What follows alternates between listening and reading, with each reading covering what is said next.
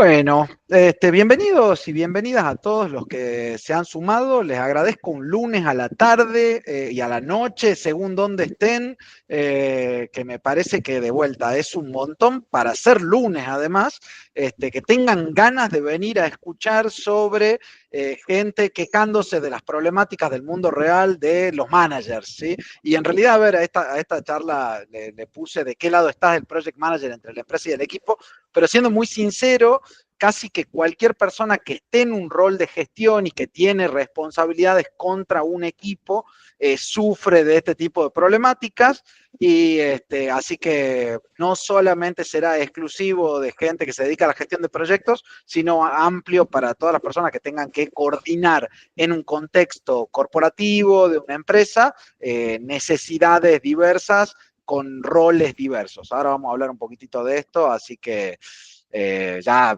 vamos a meternos de lleno. Bueno, ya pusimos a grabar. Primero, como muchos de los que están acá me conocen, otros no, voy a suponer, o por lo menos yo no los conozco, así que me voy a hacer una presentación muy cortísima. Soy licenciado en Administración de Empresas, ese es mi palo de formación. Yo siempre explico que muchas de las cosas que uno cuenta y uno explica tienen que ver con ese background de dónde uno viene y que es importante saberlo, porque el que según la carrera profesional y la orientación, la formación, es diferente el lugar a donde te paras. Llevo más de 20 años haciendo gestión de tecnología y diseño. En la primera época más de diseño que de tecnología y en la última época más de tecnología que de diseño, trabajando ya sea en emprendimientos chicos o en empresas multinacionales como Globant, que hay varios ex compañeros míos acá en esta llamada. Además de eso, soy profesor universitario, enseño sistemas de información en la Universidad Nacional de Tucumán, en la Facultad de Ciencias Económicas, y hago divulgación. Tengo un blog que se llama Taylor Tenía Razón, donde he vuelto a escribir recientemente y estoy tratando de ir poniendo las cosas que se me ocurren, de las cuales tengo ganas de escribir, que muchas tienen que ver con esto y otras no tanto. Y compro muchos libros, muchos, que no los leo porque no tengo tiempo, porque estoy todo el día viendo fútbol. Entonces, bueno, nada, son las partes de las problemáticas de cada uno. En mi caso, ese es mi problema. Me alegra tener estos problemas. Hay otros problemas que son claramente peores. Este está bastante bien. Tanto que lo puedo venir y contar en una llamada, dense una idea, digamos.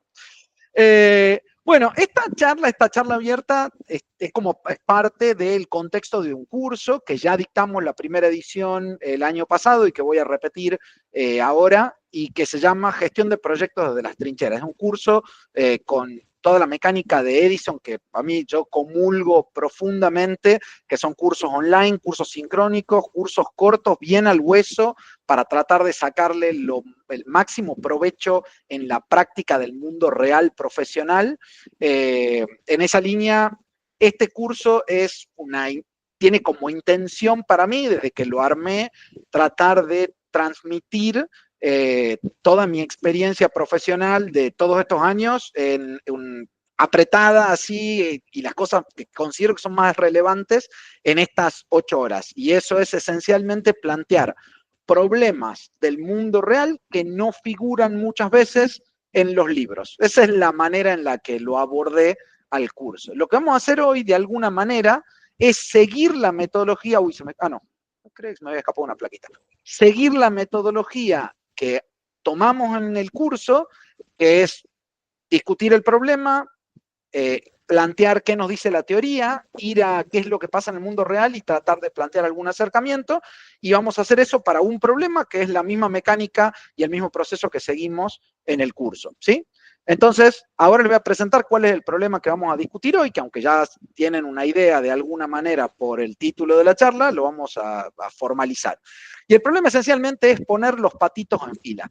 Poner los patitos en fila es una expresión que me encanta, que esencialmente hace esta idea de que tenemos que alinear gente, alinear equipos, alinear personas. Todas las imágenes que van a ver son gente militares en el contexto de empresas, porque es gestión de proyectos en las trincheras. Soy recreativo, no se rían, no. Pero sí, bueno, había que ponerle algún estilo gráfico. Y esta idea de acomodar los patitos y acomodar y alinear a la gente es parte del por qué nos pagan. sea, ¿por qué te pagan si haces gestión? Y bueno, te pagan por muchas cosas, pero una de las tantas es asegurarte que todos estén alineados. De alguna manera ya hice como una introducción al tema en un artículo que está publicado en el blog que se llama El Project Manager y los conflictos de interés. Si no lo leyeron, después se los sugiero que lo vayan y le peguen una mirada. No resuelve todo lo mismo que vamos a ver en la clase, pero es un planteamiento del problema. Bueno, ¿qué dice la teoría? A ver, a nosotros nos pagan para alinear gente, para que gente que está toda afectada por el alcance de un proyecto tenga un acuerdo sobre lo que se está haciendo, cómo se está haciendo y el objetivo al que se va a llegar. En la teoría, en la gestión de proyectos, eso esencialmente es lo que se conoce como la gestión de stakeholders. Palabrita mágica, stakeholders, en inglés palabra difícil de traducir porque se usa mucho en inglés, y aparte es medio complicada, pero que esencialmente son las terceras partes interesadas o partes interesadas. Saquémosle el tercera porque muchas veces definir qué es tercera y qué es segunda y qué es primera, en este caso es medio complejo, pero sí decir, hay mucha gente que está afectada o interesada por el resultado de lo que nosotros hacemos, sea lo que sea que estemos haciendo, y tenemos que saber quiénes son como primer paso para poder alinearlos. Si no sé quiénes son, difícil que los pueda alinear, porque se puede parecer gracioso, pero es muy común en proyectos grandes donde aparece una parte interesada a la mitad del proyecto que nadie sabía que era una parte interesada. Entonces, cuando se hace tanto hincapié en hay que hacer una buena identificación y clasificación de los stakeholders, es por alto. Y esto sí es algo que está muy cubierto en la teoría. En general se divide la identificación en dos grandes grupos. Están los stakeholders internos, que tiene que ver con la gente de la empresa, y acá en la empresa siempre hay una definición, esto depende mucho de las características del proyecto, qué forma tiene, pero bueno, normalmente la empresa es el proveedor del servicio o la misma empresa sobre la cual se está ejecutando el proyecto, en el caso de que sea todo personal propio. En este caso tenés el equipo, el liderazgo, otros equipos impactados, o sea, vamos a ponerlo así, la gente con la que yo trabajo, los jefes y otros grupos de personas que pueden tener algún tipo de interés o impacto por lo que yo hago. Lo que tiene que ver con las partes interesadas externas, muchas veces tienen que ver con los clientes, o sea, la gente a la cual yo le estoy prestando el servicio, y otros proveedores, porque muchas veces en proyectos aparte muy grandes, donde el nivel de complejidad empieza a ser más alto, los otros, la necesidad de tener una relación con otros proveedores, que muchas veces además son competencia, lo cual pone cierto grado extra de complejidad en esta alineación de intereses, existen. ¿Sí? No podemos negar que existen otros proveedores que también están afectados por el trabajo que nosotros hacemos. Lo que se sugiere desde la teoría es, bueno, lo primero que tenés que hacer es identificarlo a todo y clasificarlos para entender qué intereses tienen, cómo pueden impactar y ser impactados por el proyecto. Famoso, entendamos dónde estamos parados, tengamos este entendimiento de cuánta gente está involucrada y se toca con lo que nosotros estemos haciendo y lo mapeemos. Y aparece el famoso mapa de stakeholders como herramienta, que es una herramienta recontra conocida y recontra cubierta en la teoría. Una de las tantas formas de clasificarlos es la matriz de poder e interés de Mendeley, que acá está. Tengo que hacer el comentario, porque siempre tengo un amigo que lo hace, que dice que los licenciados en administración nos encanta usar matrices, y siempre que vean un licenciado en administración hay una matriz en algún lado, tiene un poco de razón, no es la excepción. Esta matriz, no sé si Mendeley era licenciado en administración o no, voy a suponer que no, pero lo que hace es clasifica en 4 grandes grupos en función del interés que tienen en el proyecto y del poder que tienen sobre el proyecto. Entonces tenés un involucrar y mantener cerca a los que tienen un interés alto y un poder alto, a los que tienen un interés bajo, consultar y mantener satisfechos porque no dejan de ser importantes, a los que tienen un interés alto y un poder bajo, mantenerlos informados, o sea, tienen que saber porque tienen ese interés en saber, y a los que tienen un interés bajo y un poder bajo, solamente monitorearlos por las dudas, algo cambie o haya algo de lo cual no nos enteremos que pueda ser importante, pero claramente tiene un foco menor. La matriz de vuelta, a mí y en el curso esta parte no es la que vamos a profundizar porque yo les planteo y les cuento herramientas que hay disponibles que les sirve por ahí como para profundizar y conocer a la hora desde lo que la teoría dice. El problema con los stakeholders y el primer tema así serio de alineación que podemos hablar es que no todos tienen los mismos objetivos. Y esto tiene que ser claro, digamos, o sea, no tienen las mismas agendas, no tienen el mismo cronograma, muchas veces hay en organizaciones grandes y complejas donde hay distintos grupos que ya sea por intereses políticos o de gestión o en función de sus distintos objetivos o proyectos, esperan cosas diferentes. Y además, convengamos, mientras más grandes las organizaciones, más complicado es la coordinación y más complicada es la comunicación, porque es cada vez más difícil lograr que toda la gente sepa todo lo que está pasando y todo lo que tiene que ser. Muchas veces no logramos hacerlo ni siquiera en proyectos chicos, en la gente que está más impactada, más directamente impactada. Todos sabemos el desafío inmenso que es asegurarnos de que todos estén enterados de todo y que todos compartan un acuerdo sobre la manera en la que vamos a abordar una problemática puntual. Dentro de las tantas diferencias que puede tener las distintas partes interesadas sobre el alcance, sobre el proyecto, puede ser sobre el alcance, sobre los plazos, sobre los resultados. Miren esas tres nomás, o sea, de vuelta, dentro de lo ultra básico. El alcance muchas veces no es tan claro y muchos grupos dentro de el cliente o dentro de la misma empresa, según como sean impactados, creen que el proyecto va a tener un alcance que nunca se habló o esperan cosas que nunca nadie dijo o que se dijeron y después cambiaron y nunca se enteraron. Los plazos, convengamos que muchas veces no lo saben ni los que están trabajando en el proyecto, por cuestiones políticas se dice una fecha que después todo el mundo sabe que no se puede cumplir y ya se arranca con esa diferencia. O la expectativa de algunos es que tiene que ser sí o sí cumplirse y otros saben que en el fondo es imposible o que no es factible o lo que sea. Y lo mismo con los resultados del proyecto. ¿Para qué estamos haciendo lo que estamos haciendo? Que a veces esa es como la más oscura, porque es como ya está más allá de lo que está a la vista, que tiene que ver con cuál es el impacto de lo que nosotros estamos haciendo y qué esperamos que ocurra. Lo dije hace un ratito, la comunicación acá es clara. Quizás en todo lo que tiene que ver con gestión de stakeholders, acá la clave es cómo nos aseguramos que todos sepan lo que está pasando, que todos estén de acuerdo sobre lo que está pasando y sobre lo que va a pasar, y de alguna manera dónde estamos parados, cuáles son los riesgos y todo lo que nosotros conocemos como parte de lo que es la gestión de proyectos tradicional, si se quiere, ¿sí? O sea, el hecho de poder ir alineando y poder ir manteniendo al tanto a todos sobre el estatus y el alcance y las características del trabajo que se va haciendo. ¿Cómo se hace esto? Con reuniones, un plan de comunicación, feedback continuo, y hay que ir a negociar y crear consensos. Aquí hay cosas como ya para ir metiéndonos un poco en el tema.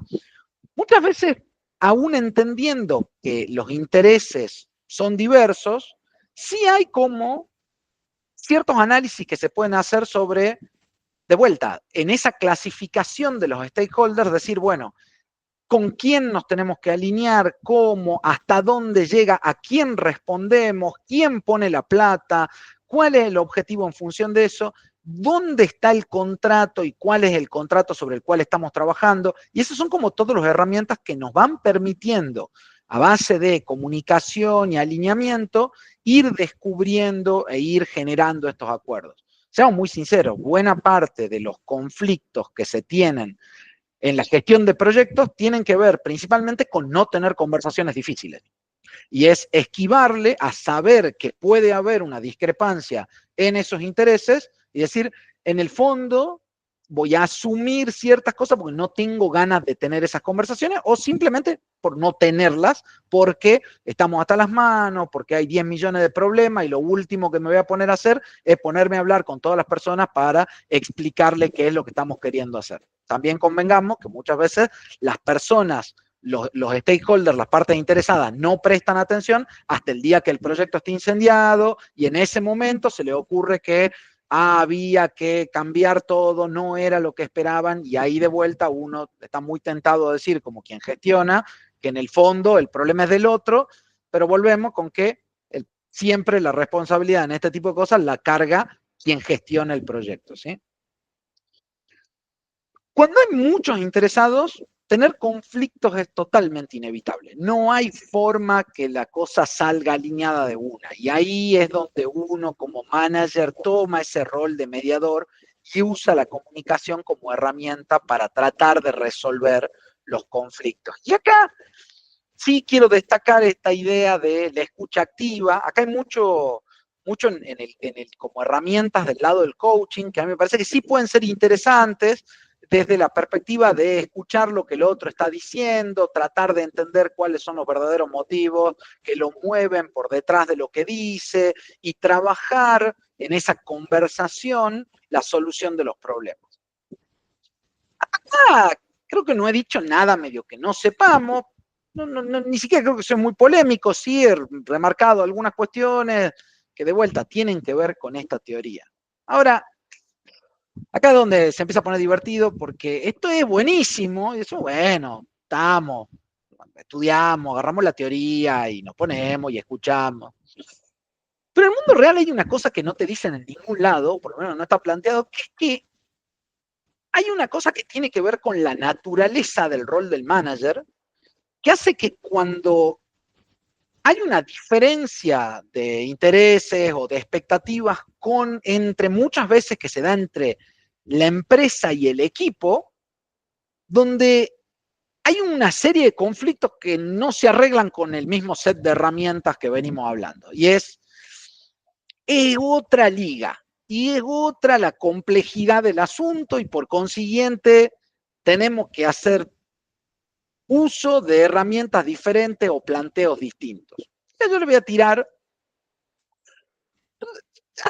como que veníamos hablando de que buena parte de los conflictos tenían que ver entre el cliente y el equipo, o la gente de la empresa que está trabajando, entonces, bueno, ¿quiénes son las partes interesadas? Pero pongamos este escenario donde tenemos un cliente que es un tercero, la jefatura, si les gustan, me gusta usar ese término, la cúpula de la misma empresa, o sea, las personas a las cuales reporta el equipo y toda la estructura del equipo. Yo acá estoy asumiendo que el project manager trabaja como parte del equipo y el equipo. Cuando hay conflictos entre equipo y cliente, no son iguales a los conflictos entre el equipo y la empresa. Es más, son totalmente distintos. ¿Y qué cambia? Lo primero es que la naturaleza de la relación entre el equipo y el cliente no es la misma que la del equipo y la empresa. La relación entre equipo y cliente suele ser mucho más transaccional y basada en objetivos comunes claros. Hay que cumplir con los requerimientos y entregar valor. Y de alguna manera todos estamos de acuerdo para qué venimos a hacer lo que venimos a hacer y cuáles son las reglas de juego. Entonces, hay un contrato que muchas veces, el ítem que sigue es que hay un acuerdo, hay un contrato inicial que se usa como marco para resolver todos los conflictos. Hay conflictos que tienen que ver con el contrato, por supuesto, pero hay un contrato.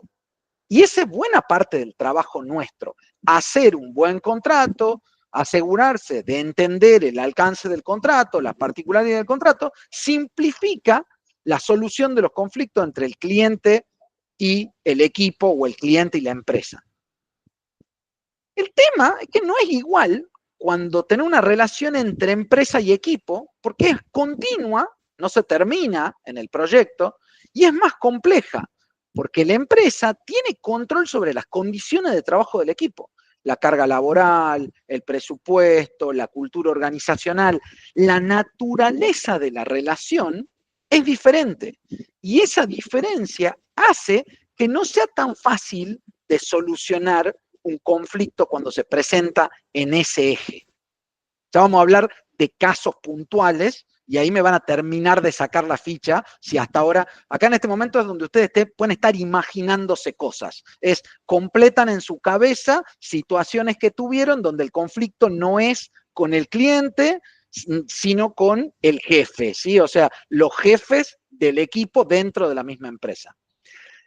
La relación tampoco es igual en términos de representación, y esta es otra cosa que es compleja.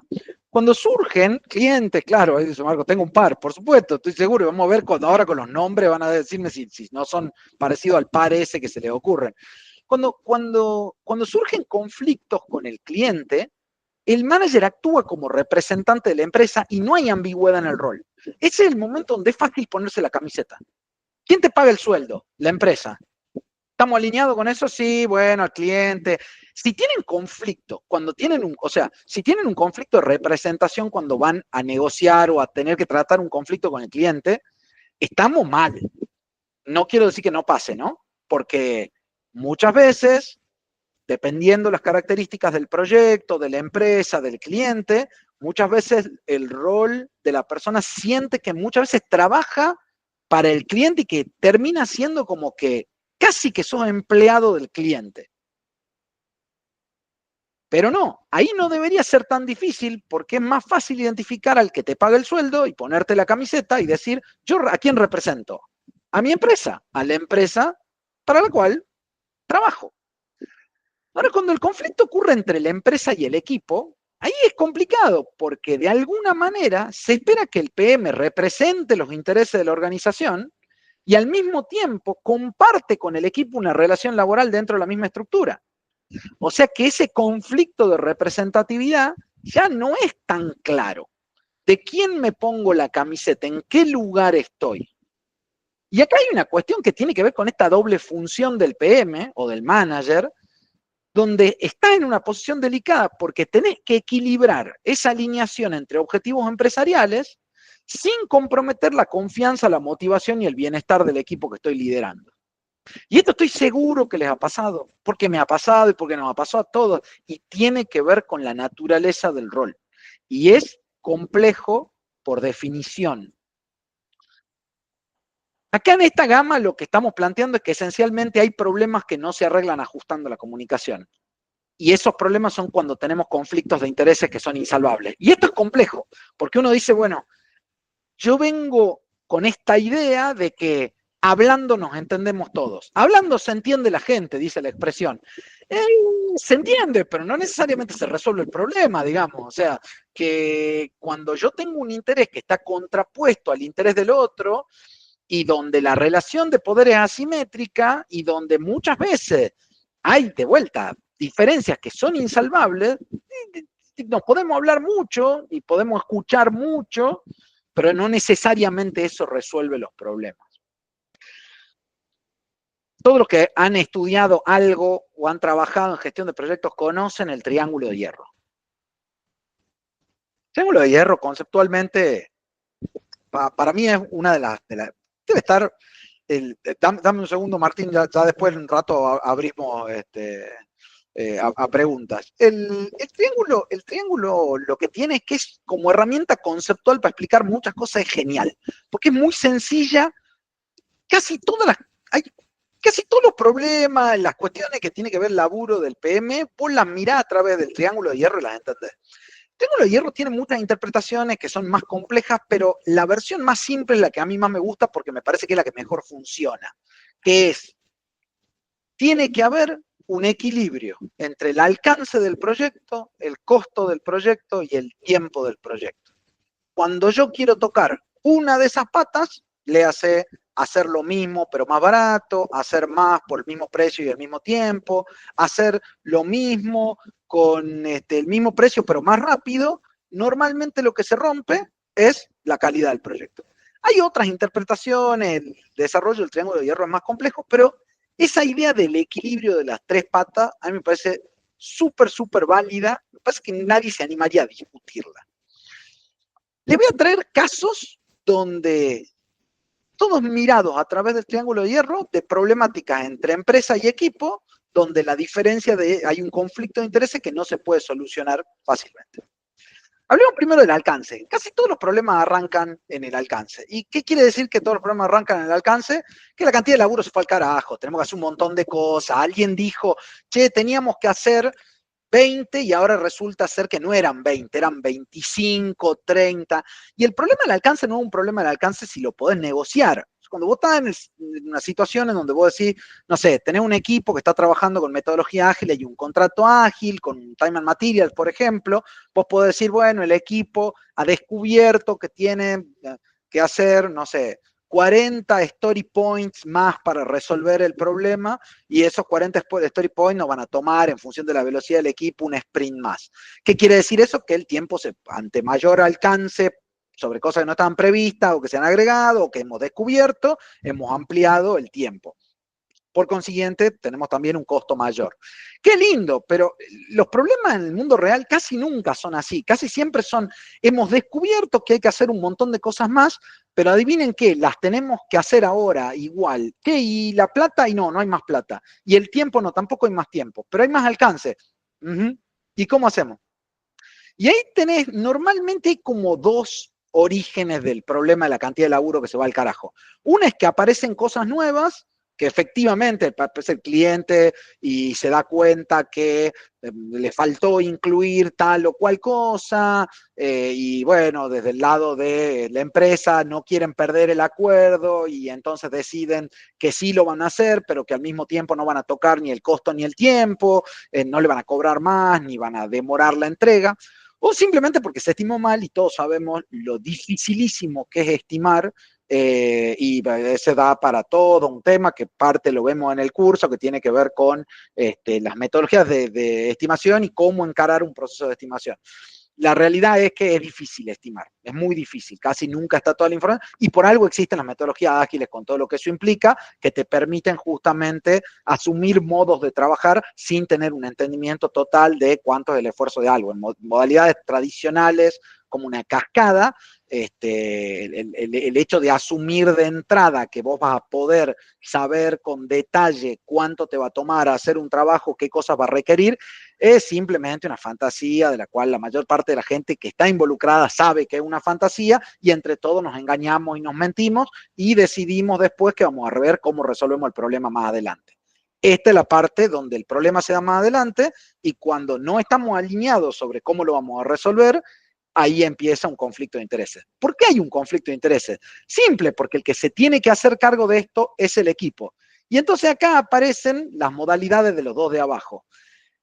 Ok, che, pero no le deberíamos cobrar más al cliente por hacer esto que ahora nos damos cuenta que no le podemos cobrar más al cliente. ¿Y qué quiere decir eso? Bueno, que la plata es la misma que está y por consiguiente tenemos que ver cómo hacemos para sacarlo con lo que ya tenemos. No podemos traer otro desarrollador, no podemos.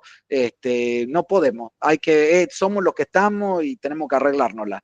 Y este es el popular, no hay plata, digamos, o sea, disculpen que les ponga la imagen del presidente, pero sabemos que la tiene acuñada la frase, y acá hay una amplia gama de cuestiones que tienen que ver con no hay plata, no hay plata, no hay plata para aumento de sueldo, no hay recategorizaciones, no hay beneficios, y acá también tiene una doble situación. La primera es que si el control financiero está a nivel del proyecto, el no hay plata es culpa del PM. ¿Sí? Pongámosle, digamos, o sea, está más cerca y casi que tiene más sentido, hay menos conflicto de interés porque el PM lo quiere tratar de resolver, pero para el PM poder resolver el problema de no hay plata, tiene que tener un control completo sobre los distintos factores. Ejemplo, tenés que poder negociar con el cliente los rates de las personas que están involucradas o podés tener que poder sentarte con el cliente a tener una conversación seria sobre cuánto cuesta. Convengamos que en el mundo real eso es difícil y que en muchos casos no pasa. Pero encima hay otro escenario que es cuando el control financiero está al nivel de la empresa. Y ahí es, che, pero a nosotros en el proyecto nos va bien, tenemos un buen margen, deberíamos poder generar esto con aumento de sueldo, recategorizaciones, y no, pero la empresa no está en la misma situación, entonces como el control financiero está a nivel de la empresa, lo lamentamos mucho, no se puede, no se puede. Claramente, acá también hay una cuestión que es el equipo siente que no está, que ese esfuerzo que hace, que todo ese trabajo que hace a nivel de proyecto no está siendo de alguna manera correspondido por lo que es lo que se entiende como parte de la responsabilidad de la empresa y se genera un conflicto de interés. El tercero es facilísimo, el tema del tiempo es el famoso OK. ¿Se acuerdan que teníamos modificaciones en el alcance, en el costo y había un montón? Bueno, ahora adivinen quién va a tener que quedarse toda la noche trabajando y el fin de semana trabajando y quién es el que se queda trabajando el fin de semana noche. Y el equipo el que siente la presión, el que tiene que entregar igual, el que tiene el burnout, donde te dicen, bueno, a ver, hoy vamos a meterle pata y le metemos y después más adelante vemos, a ver cómo lo resolvemos. Pero claramente el que pone el lomo es el equipo y esa situación genera cuestiones que son complejas de manejar, digamos, de vuelta, desde lo personal y también desde el análisis del rendimiento del equipo en el mediano y en el largo plazo. Ahora, todo esto, ¿dónde repercute? Claro, porque cuando peguen todos y también pegan la calidad. Y ahí aparecen dos conceptos que es que finalmente, cuando todo lo demás se tocó, casi siempre la calidad del proyecto se ve afectada, lo cual puede implicar una de dos cosas. O hay un montón de bugs y defectos y errores y la calidad de lo que entregamos es mala, o hay deuda técnica. Concepto de deuda técnica que ahora voy a volver porque para mí es clave. Creo que no se habla lo suficiente de la deuda técnica en las empresas de desarrollo de software. No se habla la cantidad que se debe hablar del concepto de deuda técnica. Es un concepto menor. A mí me pasó cuando arranqué siendo PM, que creo que aprendí que era la deuda técnica como a los 2 años de estar trabajando. O sea, y era como, y es más, hasta estaba la discusión de si realmente qué cosa era deuda técnica y qué no, y cómo se lo trabajaba, con cierto nivel de debate. Y a mí el concepto de deuda técnica me parece clave, y ahí hay dos cuestiones, la deuda técnica intencionada y la deuda técnica no intencionada. Cuando yo decido dejar algo para más adelante, sabiendo que más adelante voy a tener que pagarlo, o cuando simplemente, nada, no me enteré y más adelante veo los costos de no haberme enterado. Déjenme, ahora lo voy a explicar más el concepto de deuda técnica porque creo que vale la pena. El problema de la deuda es un tema de fondo interesante y la deuda como tema de fondo va más allá de la deuda técnica. La idea central de la deuda, saquémosle la palabra técnica, es que tomar atajos hoy puede generar un costo oculto que se acumula con el tiempo, que requiere un esfuerzo mayor en el futuro para corregir o mejorar la situación. Este es el famoso pan para hoy, hambre para mañana. Yo hoy estoy bien, decido que vamos a llegar con el tiempo, pero lo hago a costa de qué. Si el equipo se quema, hay un burnout y es a costa de la salud mental y la productividad futura del equipo. Si lo hago contra la calidad del software, lo hago sabiendo que estoy introduciendo bugs o que estoy dejando cosas para resolver después. No trabajé accesibilidad, no trabajé cobertura de código, no trabajé en deuda técnica, eso puede tener 8.000 nombres, pero todos los perfiles técnicos lo saben muy bien. Y de vuelta, son cosas que deberías hacer hoy si querés hacer bien las cosas, que decidís no hacerlas o que no las haces como las debería haber hecho para tomarte un atajo o resolverlo más rápido. Ya les dije, no es la única, sobrecarga de trabajo hoy, burnout mañana, un contrato cerrado hoy y resolverlo mal vendido mañana. Este es un ejemplo distinto, pero no quiero decir que no lo he pasado porque lo he pasado. Decir, necesitamos cerrar hoy un cliente, vamos con cualquier cosa sabiendo que ese cualquier cosa va a ser un dolor de cabeza pasado mañana. Ya sea que está mal vendido, que el alcance no está bien definido. Eso es deuda. Eso es deuda. Me estoy endeudando. Y no ser claro con la deuda es un problema. La deuda, cuando se usa bien, es una gran herramienta. Cada uno de nosotros puede tener distintos perfiles de riesgo y en función de eso sentirse más cómodo con tomar deuda. ¿Cuántos de ustedes dicen, bueno, quiero un préstamo y con ese préstamo yo sé que construyo algo que después con esa lo que genero me permite pagar la deuda? La deuda es un gran habilitador del crecimiento, pero esa es la deuda intencionada y tomada de una manera razonable. Cuando yo la uso mal, esto en ejemplo de finanzas personales, el famoso cuando me voy al supermercado y pago con tarjeta de crédito. En el momento que hago las compras del súper con tarjeta, sabés que está, a menos que lo esté haciendo para juntar puntos y todas estas cosas que pasan en el mundo moderno, pero digo, cuando lo estás haciendo porque no tenés efectivo, Y es complicado, digamos, ya te empezás a poner en una situación de fragilidad. Y esa situación de fragilidad, lo que te pasa es que un día te levantás y estás fuera, no tenés nada. Entonces, este es un tema pesado que tiene que ver con todo.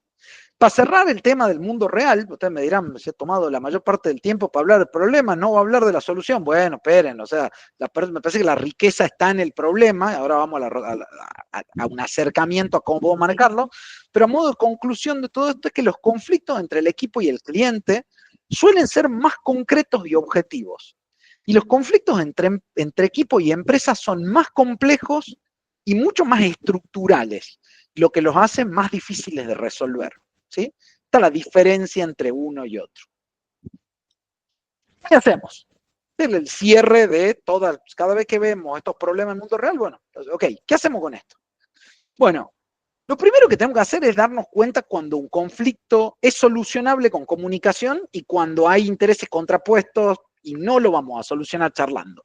Y eso, no, muchas veces confundimos uno con el otro. ¿Y qué quiere decir confundimos uno con el otro? Que muchas veces, por ejemplo, hay conflictos que sí tienen solución y que nosotros los damos por insalvables y en realidad requieren de una conversación. Es un ejemplo así de estos que acabamos de tomar.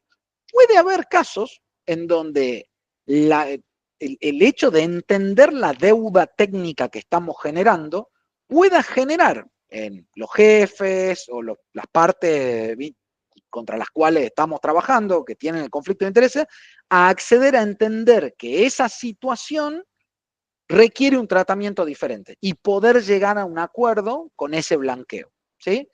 Ahí puede ser que haya un tema de comunicación y puede ser que algo que lo damos por perdido, una vez que aclaramos las cuestiones que están en juego, se habilitan como para llegar a un acuerdo.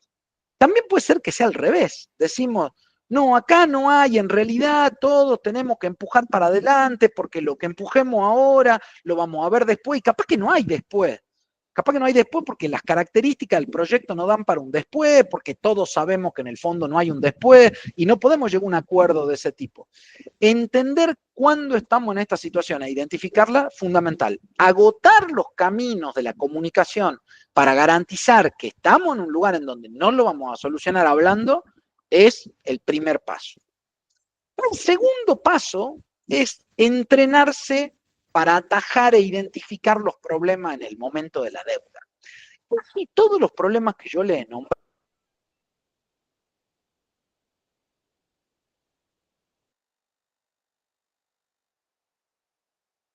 se lo va a tener que fumar.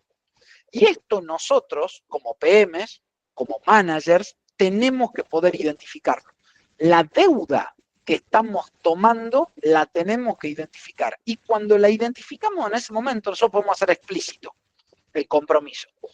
Y podemos decir y levantar la mano y decir, entendamos qué es lo que estamos haciendo acá. Entendamos cuál es la consecuencia de tomar esta decisión en este momento que nos va a impactar después.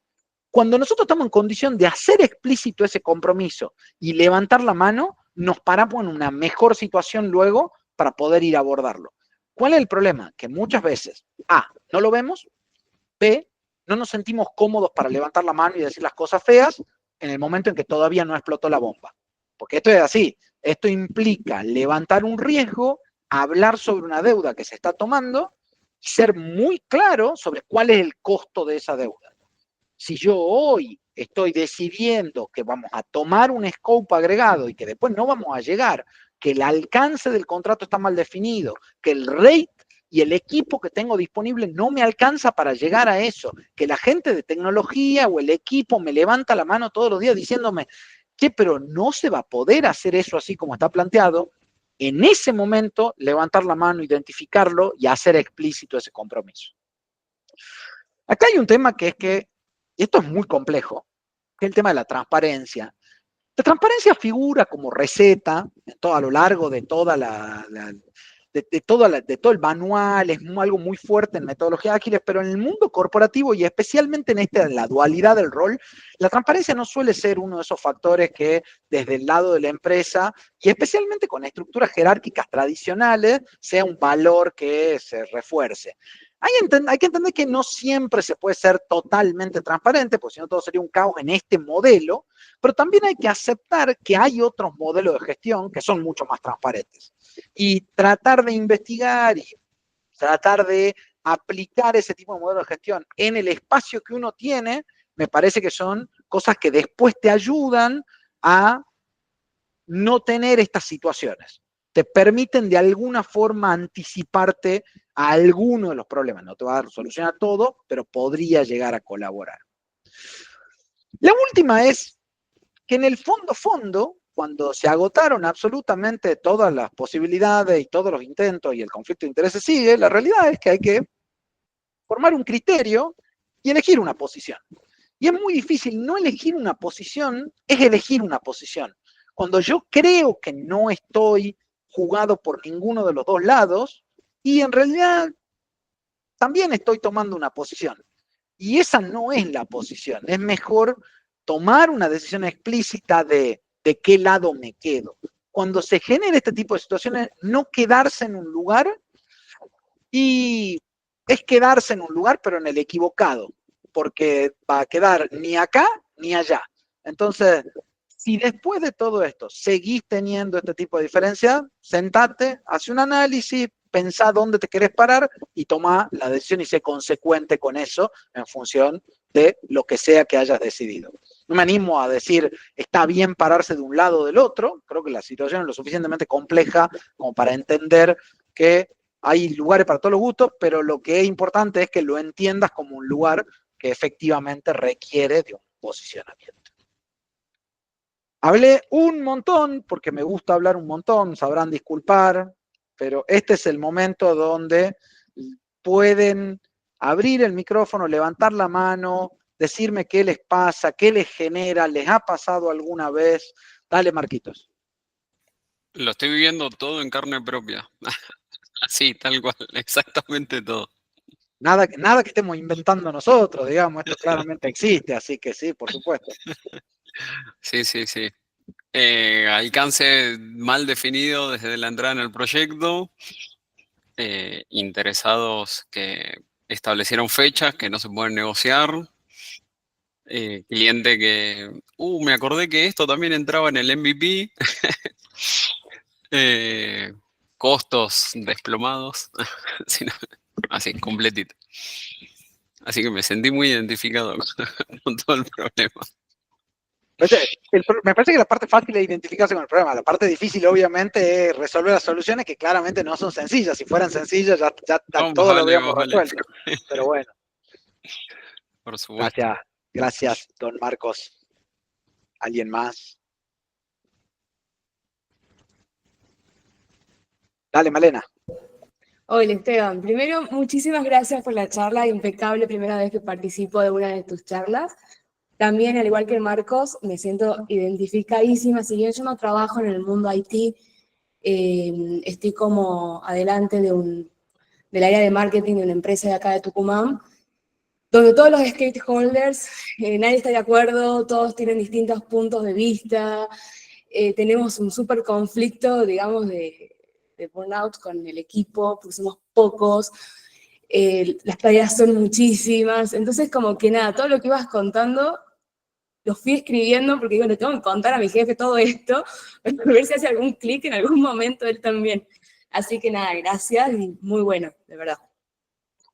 Muchas gracias, Malena. Y al margen, todo esto que yo lo cuento muchas veces desde la mirada de desarrollo de software, en realidad aplica todo lo que tiene que ver con gestionar proyectos de cualquier tipo, aplica. Son diferentes las particularidades. El concepto de deuda técnica tiene otra forma, Sí, hay ciertas cosas en los roles que son diferentes, pero convengamos que buena parte es natural de la gestión de proyectos en sí.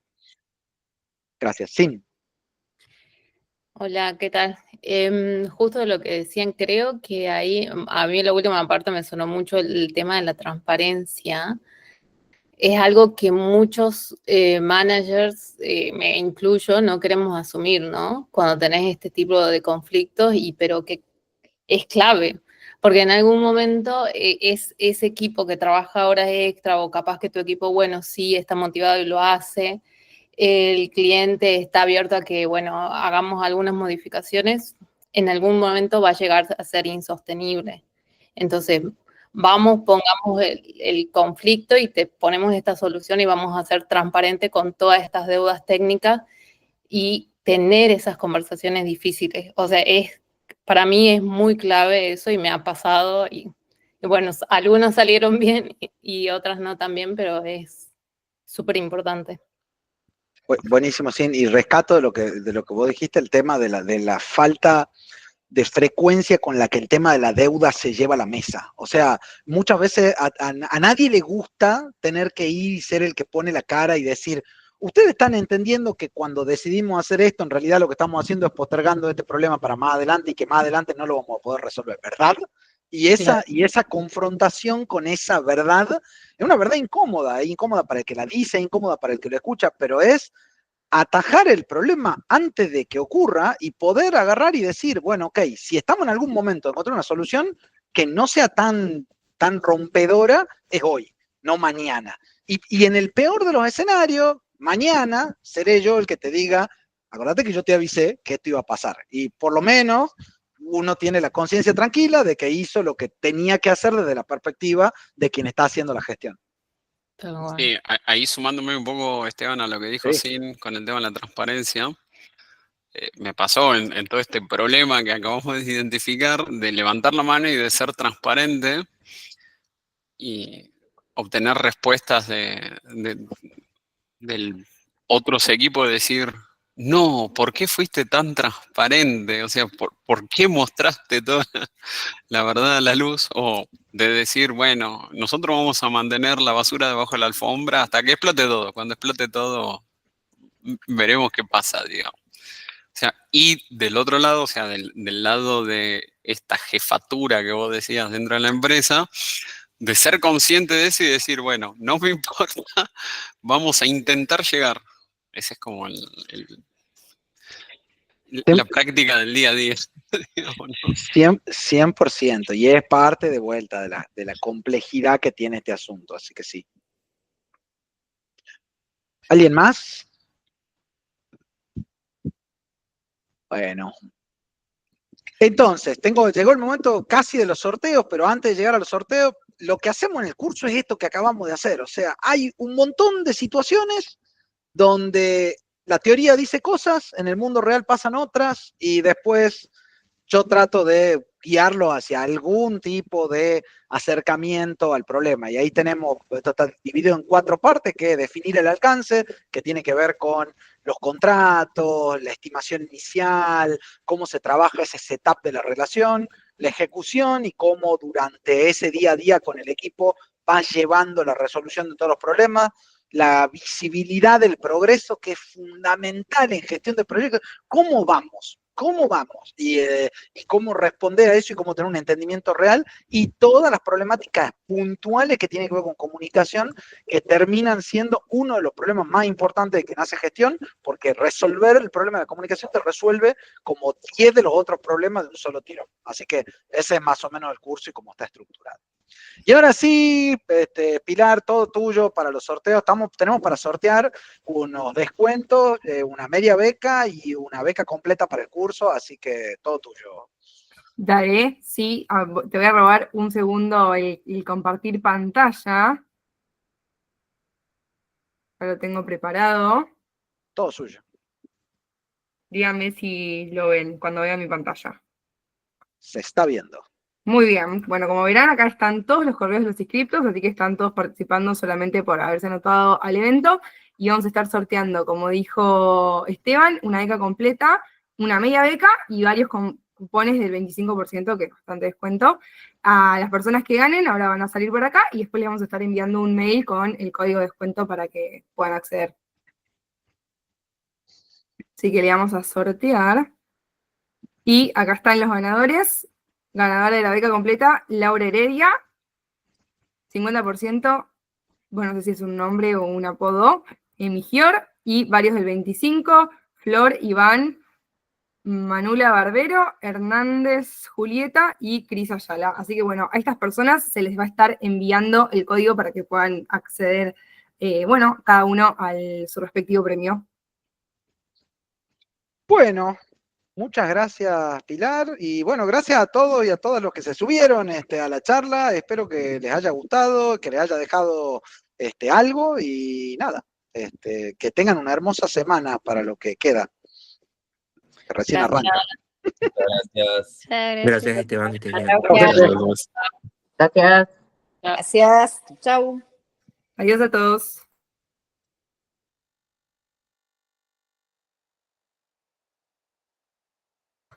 Solo